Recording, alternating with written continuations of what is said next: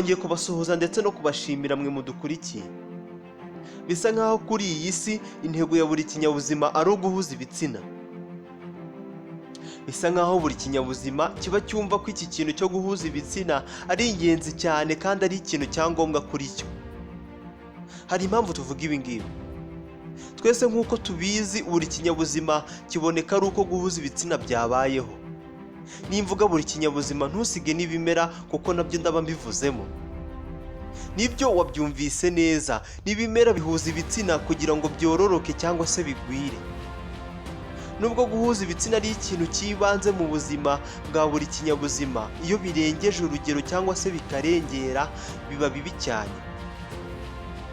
Uyu munsi mureke tuvuge ku ndwara yo guhora ushaka gukora imibonano mpuzabitsina ikunze kwibasira abagore ndetse n'abakobwa kenshi. Ubusanzwe abagore cyangwa se abakobwa bagira ubushake buke bwo gukora imibonano mpuzabitsina ugereranyije n'abagabo cyangwa se abasore. Hari impamvu itera ubusumbane mu gushaka gukora imibonano mpuzabitsina hagati y'igitsina gore ndetse n'igitsina gabo. Abashakashatsi bagaragaza ko ibi biterwa kenshi nuko umusemburo witwa testosterone uba ari mwinshi mu bagabo ugereranyije n'abagore. Ubushakashatsi bwagaragaje ko abagore bagira 1/10 cya testosterone iba mu bagabo. Nibyo wabyumvise neza, kuba abagore bagira umusemburo muke witwa testosterone ugereranyije n'abagabo. Ibi bituma abagore bagira ubushake buke bwo gukora imibonano mpuzabitsina ugereranyije n'abagabo. Gusa nubwo bimeze gutyo hari igihe bibusanya. Hari igihe bibusanya ahubwo umugore cyangwa se umukobwa agahora yumva yahora ari gukora imibonano mpuzabitsina. Nitwa Samuel Mugisha, mureke tuvuge kuri iyi ngingo kuri uyu munsi. Ese ko bibaho ko umugore cyangwa se umukobwa yumva ahora ashaka gukora imibonano mpuzabitsina? Ese ni iki gitera kugira ubu bushake? Kugira umuntu avugire biba byagenze gute? Iki kiganiro cyitwa Menya byinshi. Ni icya Telemotanye mugikurikirana buri wa kane isaa 8:30 z'amanywa na buri ku cyumweru isaa 3:30 za mu gitondo. Tubahaye ikaze.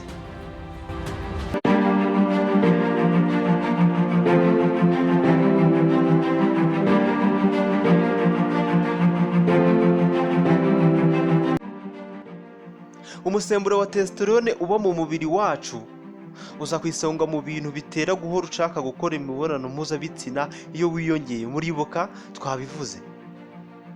Nubwo uyu musemburo ari uza kwisonga mu kubitera, hari n'izindi mpamvu zinyuranye zishobora kubitera. Mureke turebere hamwe impamvu 5 zishobora kugutera iki kibazo. Impamvu ya mbere yagutera guhora ushaka gutera akabariro ni ubuzima ubayeho cyangwa se ubayemo. Ubuzima bwite bw'umugore cyangwa se umukobwa ntabwo ari kenshi bushobora gutuma ahorana ubushake bwo gukora imibonano mpuzabitsina. Gusa nanone hari igihe guhorana ubushake biturutse ku kuntu ubayeho cyangwa se indwara runaka.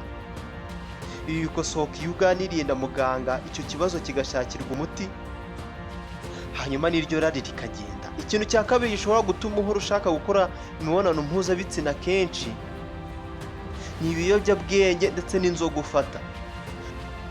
Abagore benshi bakoresha ibiyobyabwenge ndetse n'abanywa inzoga zifite ubukana bukabije bakunda kugira iki kibazo cyo guhora bashaka gutera akabariro.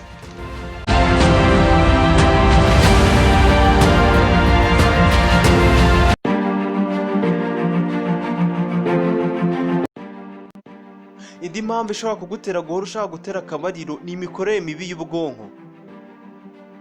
Iyi mikorere mibi y'ubwonko bayita bipolar disorder. Umugore ufite iki kibazo akenshi arangwa no guhora ashaka gukora imibonano mpuzabitsina. Ese iyi ndwara yigaragaza gute? Umuntu ufite iki kibazo cya bipolar disorder usanga rimwe na rimwe ameze nk'uwataye umutwe ndetse afite ingufu nyinshi. Gusa ubundi ugasanga yajunjamye, mbese ugasanga byamucanze. Birumvikana ko ubuzima bw'uyu muntu buhora buhinduka cyane. Niba uhorana iki kibazo ndetse ukaba ufite ibimenyetso by'iyi ndwara, menya ko ari yigutera guhora ushaka gutera akabariro. Ikindi kintu gishobora kugutera guhora ushaka gutera akabariro ni imikorere mibi y'impindura. Hari igihe impindura cyangwa se pancreas mu rurimi rw'icyongereza ibyimba cyane bigatuma ikora imisemburo myinshi nka insuline, glycagon ndetse na somatostatine. iyi misemburo iyo ibonetse ari myinshi ihita itera indi misemburo y'umubiri gukora nabi cyane. Iyo bigenze gutyo bikongera ubushake bwo gukora imibonano mpuzabitsina, hanyuma ugahora ushaka gukora imibonano mpuzabitsina cyane. Gusa nanone ibi ntibikunda kubaho cyane.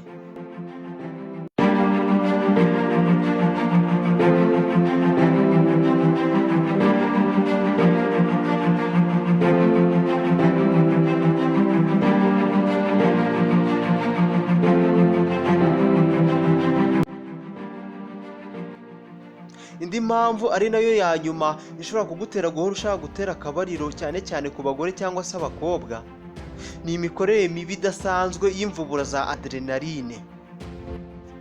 Iyi nayo iza mu mpamvu zitera ubushake bwinshi bwo gukora imibonano mpuzabitsina.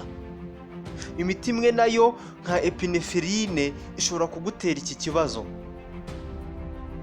Umugore ufite iki kibazo cy'imvubura za adrenaline zikora nabi usanga agira ubwoya bwinshi, ibigango nk'iby'abagabo ndetse n'ubwanwa. Uretse ibi tuvuze hejuru, hari n'izindi mpamvu nubwo zidakunze kubaho zagutera guhora ushaka gukora imibonano mpuzabitsina. Izo mpamvu twasangamo nk'izi ngizi. Imwe mu miti ikoreshwa mu bihingwa hari igihe iteye gukora nabi kw'imisemburo y'umubiri, bikavamo guhora ufite ubushake bwo gukora imibonano mpuzabitsina.